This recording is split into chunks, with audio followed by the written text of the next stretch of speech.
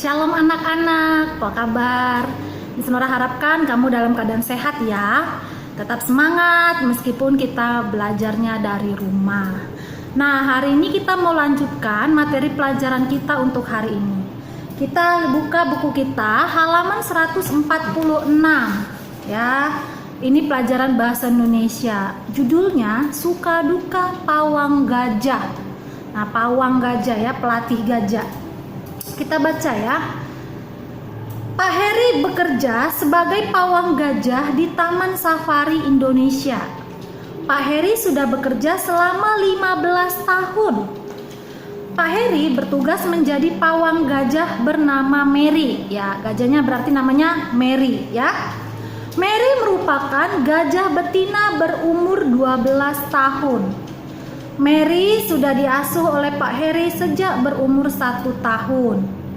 Menurut Pak Heri, gajah memang harus dilatih oleh pawang yang sama sejak kecil agar gajah itu mengenalnya. Jadi mungkin kalau untuk merawat atau melatih gajah itu nggak boleh tuker-tuker pawangnya ya, supaya gajahnya ini bisa ingat ya, bisa mengenal siapa pawangnya. Jadi nggak boleh tukar-tukar pawang berarti ya. Misalnya hari ini pawang ini, besok pawang ini, nggak gitu ya. Jadi harus satu orang untuk satu gajah gitu. Pak Heri bertugas memberi makan, memandikan, dan melatih gajah. Pak Heri juga bertugas melakukan pengawasan kesehatan gajah yang diasuhnya. Menjadi seorang pawang gajah bukanlah pekerjaan yang ringan. Pak Heri dapat saja terancam jiwanya jika gajah yang diasuhnya mengamuk. Namun, Pak Heri selalu merawat Mary dengan penuh kasih sayang dan menganggapnya seperti anggota keluarganya sendiri. Sehingga selama Pak Heri bertugas, Mary tidak pernah mengamuk. Pak Heri sering mengajak Mary mengobrol seperti saling mengerti. Bahkan, Pak Heri dapat mengetahui jika Mary sakit. Pak Heri dengan sabar melatih Mary agar dapat melakukan berbagai atraksi, seperti bermain bola, melangkahi orang tanpa menginjaknya, dan melukis. Berkat kesabaran dan kasih sayang Pak Heri, Mary dapat melakukan berbagai atraksi tanpa mengalami kesulitan. Para penonton pun senang menyaksikan atraksi Mary. Ya, jadi kalau kita mau melatih hewan liar ya, itu harus penuh dengan kesabaran. Harus melatihnya juga dengan ketulusan ya, harus merawatnya dengan baik sehingga hewan liar itu, contohnya seperti gajah, si Mary ini bisa melakukan apa yang diperintahkan oleh pawangnya ya, oleh Pak Heri ini. Dia bisa melakukan apa yang dia diminta oleh Pak Heri. Misalnya seperti tadi melangkahi orang tanpa menginjaknya, bermain bola, itu sesuatu yang sebenarnya sulit untuk diajarkan kepada hewan ya, apalagi hewan liar gitu. Tapi dengan kesabaran, dengan ketekunan, dan dengan ketulusan Pak Heri, maka Mary bisa melakukan atraksi-atraksi tersebut ya. Sudah, kita lanjutkan ke yang ayo jawabnya. Yang nomor 1, apa pekerjaan Pak Heri? Jawabnya adalah sebagai pawang gajah ya, sebagai pawang gajah. Yang kedua, hewan apa yang dirawat dan dilatih oleh Pak Heri? Jawabnya adalah ya, gajah ya. Nomor 3, umur berapa hewan itu sekarang? Umurnya 12 tahun. Oke. Nomor 4, bagaimana Pak Heri merawat hewan itu? Nah, bagaimana Pak Heri merawatnya? Pak Heri merawatnya dengan penuh kasih sayang dan penuh kesabaran. Oke? Dan yang terakhir, menurutmu apakah pekerjaan menjadi seorang pawang itu mudah? Tidak. Menjadi pawang gajah itu bukanlah pekerjaan yang mudah. Oke, sudah ya. Untuk yang ayo berlatihnya, itu kita skip aja ya, kita skip. Kita lanjutkan ke halaman 148. Nah, ini masih tentang seputar sirkus ya. Masih seputar tentang sirkus. Kita perhatikan. Beberapa jenis hewan dapat dilatih oleh manusia.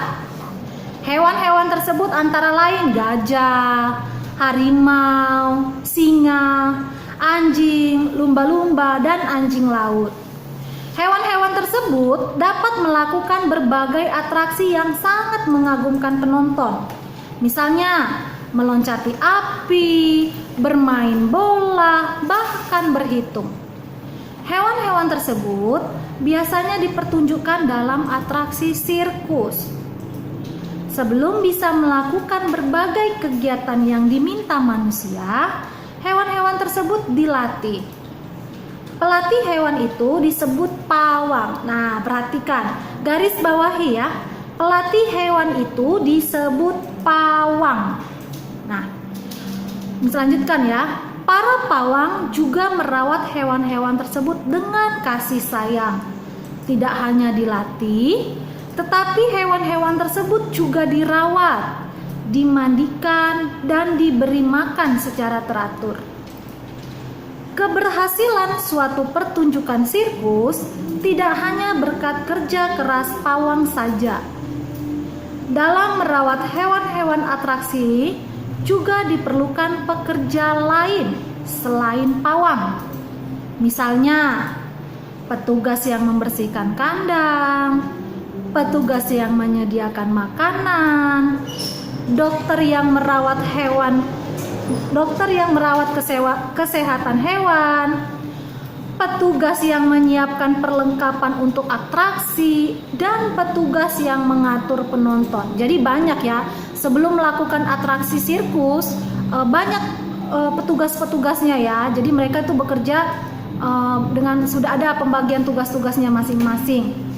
Nah, jika semua orang melakukan tugas dan tanggung jawabnya dengan baik, maka pertunjukan sirkus akan berlangsung baik. Jadi nggak mungkin pawang doang mengerjakan semuanya. Pawang yang merapikan, pawang yang membersihkan kandang, pawang yang kasih makan semua hewan-hewan yang ada, ya kan? Lalu pawang juga yang merawat kesehatan hewan semua.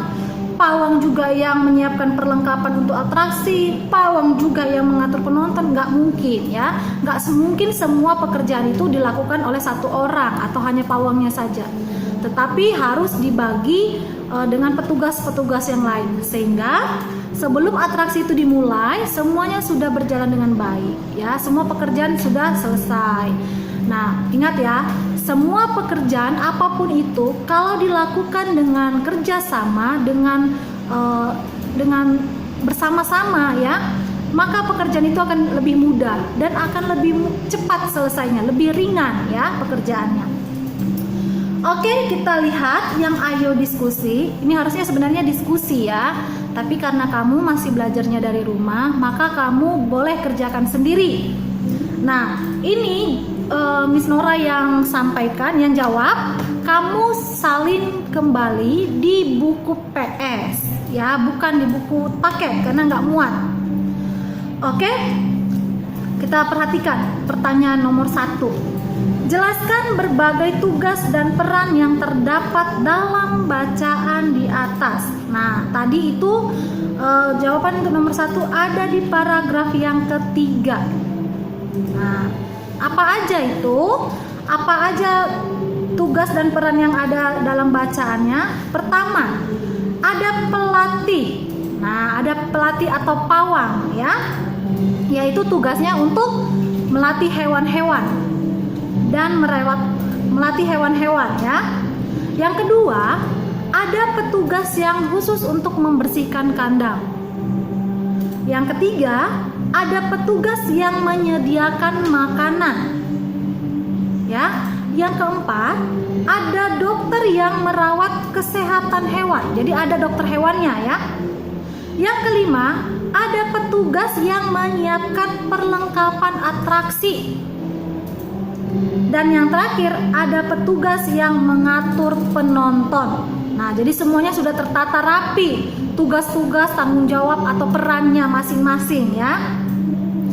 Sudah ya. Soal nomor 2, apakah pembagian tugas berpengaruh terhadap pekerjaan yang dilakukan? Jawabannya iya. Ya, sangat berpengaruh ya. Karena apa? Agar pekerjaan yang kita lakukan itu berjalan dengan baik dan berjalan dengan lebih cepat selesainya ya. Supaya pekerjaan itu lebih cepat selesainya dan lebih ringan ya, maka pembagian tugas itu sangat berpengaruh. Oke? Dan yang terakhir, apa tujuan dilakukan pembagian tugas dalam suatu acara atau kegiatan? Nah, seperti yang Miss Nora tadi sampaikan, supaya sebuah kegiatan atau acara itu boleh terlaksana dengan baik. Ya, agar suatu acara dapat terlaksana dengan baik. Ya, sudah ya. Nah, kita lanjutkan lagi ke halaman 149. Oke, ke halaman 149.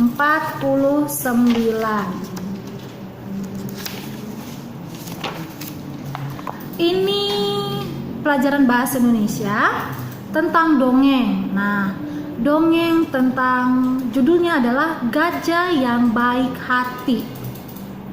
Ya, Gajah yang Baik Hati. Miss Nora bacakan ya. Di suatu hutan hiduplah seekor gajah. Tubuhnya tinggi, besar dan gemuk. Belalainya panjang dan kuat. Ia juga memiliki sepasang gading yang besar dan kokoh. Gajah itu sangat baik hati. Ia selalu memberikan makanan kepada binatang-binatang yang kelaparan.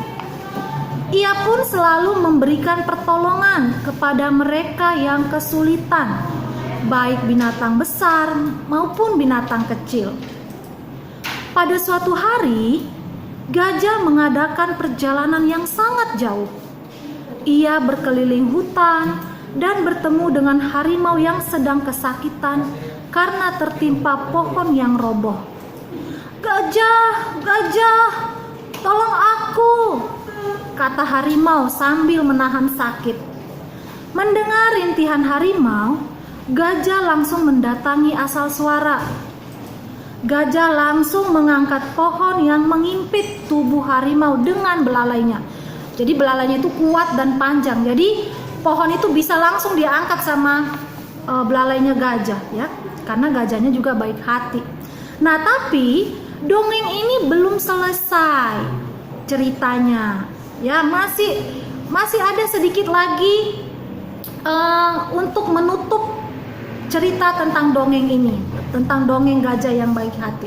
Nah, kita diminta untuk membuat akhir cerita, ya, akhir cerita dari dongeng gajah yang baik hati ini. Tulis di Ayo Menulis, ya.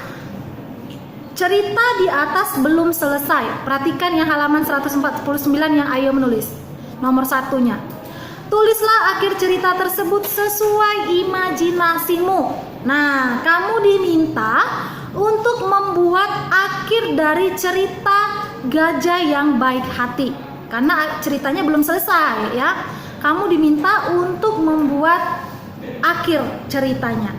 Sesuai dengan terserah seperti yang kamu mau ya, bagaimana akhir ceritanya. Oke. Lalu yang kedua, tuliskan pula pesan moral yang dapat kamu ambil dari dongeng di atas. Apa pesan moral yang bisa kamu tangkap? Apa pesan moral yang bisa kamu ambil dari cerita dongeng tersebut? Itu tugas kamu, ya. Kita lanjutkan ke halaman 150 yang nomor 3. Nah, nih. Nomor 3 ada 3 buah gambar ya, ini masing-masing gambar. Kamu diminta untuk menceritakan berdasarkan dari gambar-gambar tersebut. Boleh panjang, boleh juga ceritanya boleh cerita singkat, nggak apa-apa ya. Tapi yang pasti ceritanya harus sesuai dengan gambar-gambar ini. Menurut kamu ceritanya bagaimana? Itu terserah kamu. Membuat ceritanya seperti apa ya. Miss Nora mau lihat cerita yang kamu buat. Oke? Sampai di sini bisa ya. Nah, dan yang terakhir ini pelajaran matematika.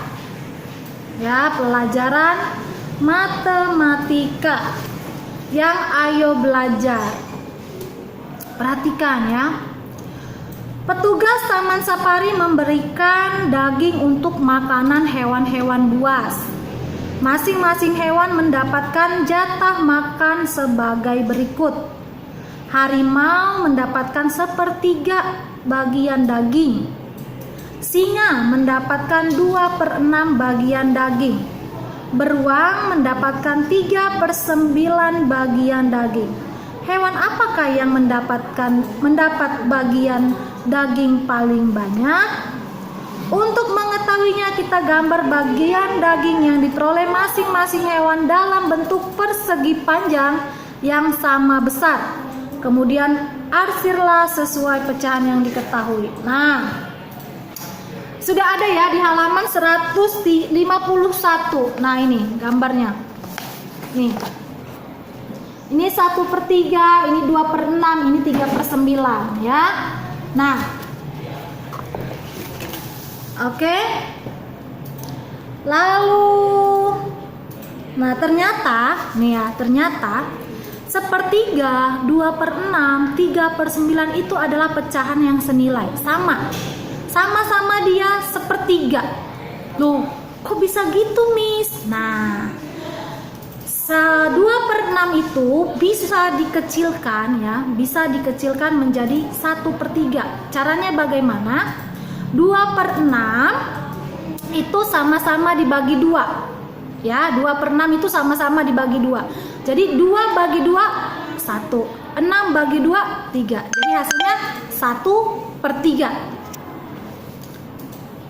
Bisa? Bisa apa bingung?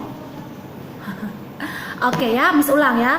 1/3, 2/6 dan 3/9 itu sama-sama senilai ya, senilai dengan 1/3. Dari mana caranya? Jadi gini. 2/6 itu 2/6 itu sama dengan 1/3.